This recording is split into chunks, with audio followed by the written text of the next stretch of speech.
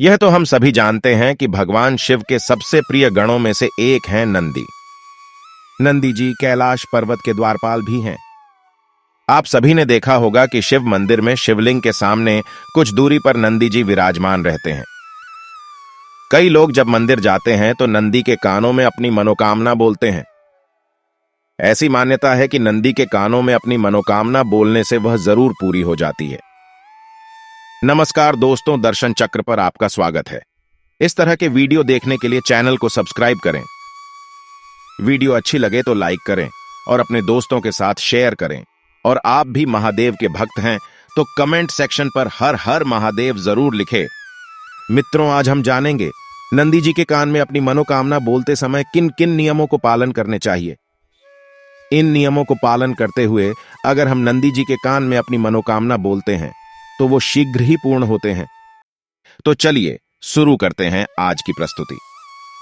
ऐसी मान्यता है कि नंदी के कानों में अपनी मनोकामना बोलने से वह जरूर पूरी हो जाती है। लेकिन कई लोग सिर्फ भगवान शिव की पूजा करके ही घर चले जाते हैं।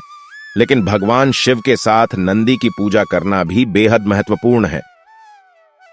कथा कहानियों के अनुसार भगवान शिव ने नंदी को वरदान दिया था कि जहां उनका वास होगा वहां नंदी हमेशा विराजमान रहेंगे। इसलिए जब भी मंदिर जाए तो शिवलिंग के बाद नंदी की पूजा जरूर करें। अगर आप शिवलिंग की पूजा करके सीधे मंदिर से बाहर निकल जाते हैं तो आपको शिवलिंग की पूजा का पूरा पुण्य नहीं मिलेगा। शिवलिंग की पूजा करने के बाद नंदी के सामने दीपक जरूर जलाएं। इसके बाद नंदी महाराज की आरती करें और किसी से बिना बातचीत किए नंदी के कानों में अपनी मनोकामना बोल दें।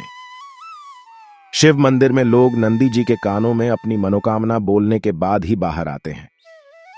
कहा जाता है कि शिव जी अधिकतर अपनी तपस्या में ही लीन रहते थे। उनकी तपस्या में विघ्न न पड़े इसलिए नंदी जी हमेशा शिव जी की सेवा में तैनात रहते थे। जो भी भक्तगण शिव जी के दर्शन करने आते थे वह अपनी बातें नंदी जी के कानों में बोलकर चले जाते थे। नंदी जी से कही गई बातें शिव जी तक जाती है, इसलिए लोग मंदिरों में नंदी जी के कानों में अपनी मनोकामना बोलते हैं। मान्यता यह भी है कि शिव जी ने नंदी जी को खुद यह वरदान दिया था कि जो तुम्हारे कान में अपनी मनोकामना कहेंगे उस व्यक्ति की सभी इच्छाएं जरूर पूरी हो जाएंगी। नंदी के कानों में अपनी मनोकामना कहने से पहले उनकी पूजा जरूर करें। कहा जाता है कि व्यक्ति को अपनी मनोकामना नंदी के बाएं कान में बोलनी चाहिए। इस कान में मनोकामना बोलने का अधिक महत्व है। हालांकि आप दूसरे कान में भी अपनी मनोकामना बोल सकते हैं। जब आप अपनी मनोकामना बोले तो अपने दोनों हाथों से अपने होठों को ढक लें ताकि कोई आपको देख नहीं पाए। नंदी के कानों में किसी की बुराई या किसी का बुरा करने की बात ना कहें। जब आप अपनी मनोकामना नंदी जी को बोल दें तो उनके सामने कुछ भेंट भी अर्पित करें। आप नंदी जी को फल, प्रसाद या कुछ धन अर्पित कर सकते हैं। में ऐसे करने से आपकी सभी मनोकामना अवश्य पूरी होती हैं।